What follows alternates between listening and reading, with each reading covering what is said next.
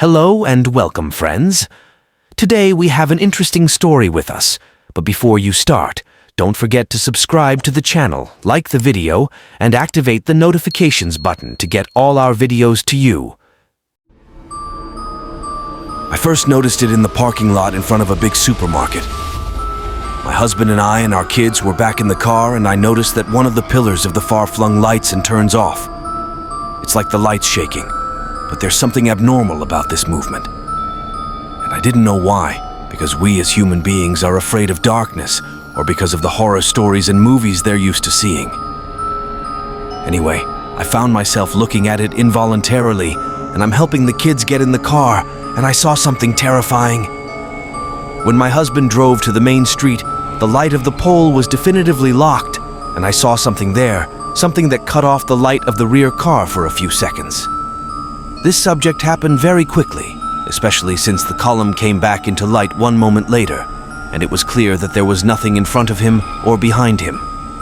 I completely ignored this. We went out towards the main street, and when I looked at him again, he still had his favorite hobby of shaking, but strangely my body was inexplicably chilled. We went out to the road and I forgot everything. The kids were tired of playing, so they all went to his room to sleep. My husband and I sat in the living room. I sat reading a book, and suddenly I saw something strange. The lamppost in front of our house, his light shaking, left the book by my hand and walked towards his window. There was a while until my husband asked me, "What was there?" I told him the light was shaking. He said, "What's the problem with that?" I told him, "The problem is that there was another light shaking at the supermarket.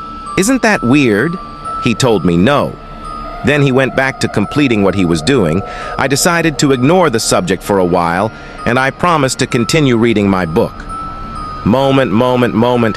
There was a light that lit up the house opposite us, but when the light shook the pole and locked for a moment, the window frame was inconsistent. I looked in his direction. There was a semicircle. It's like someone standing there looking at us and not wanting to see them. Or there's something hiding behind the window, but there was no one.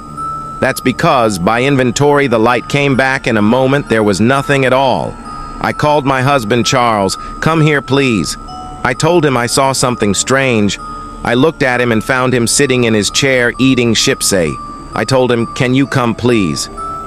He got out of his chair and came to. I explained to him what happened, and I told him everything I saw. He shrugged and said, "I don't see anything. There's nothing, Becca."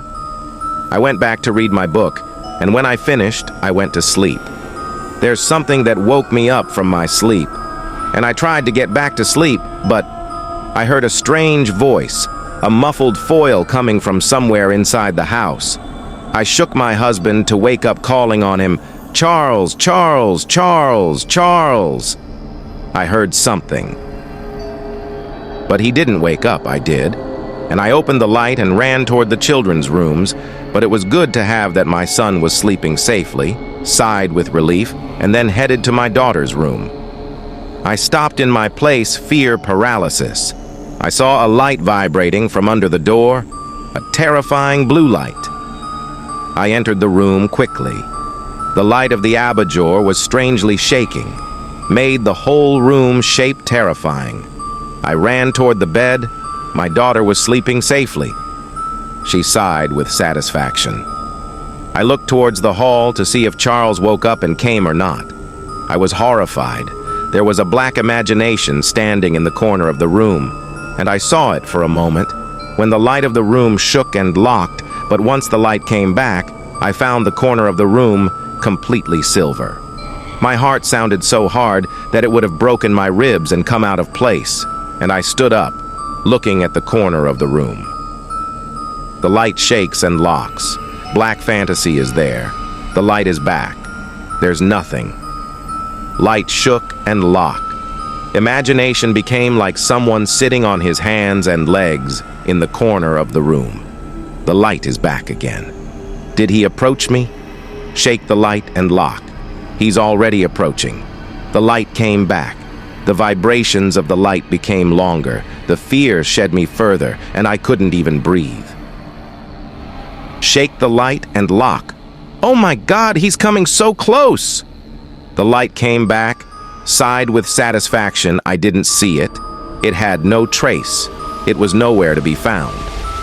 The light shakes again and locks. In front of me, he was right in front of me, standing up to me, and I quickly went back, and I stood between him and my daughter. Suddenly, the light came back. "Becca, are you okay?"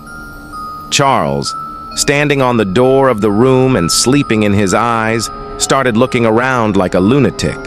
But the room was completely empty. The light of the abajur was closed. I ran towards abajura, removed the cable and threw it into the ground and sat next to it, crying. Of my tears, I told Charles everything.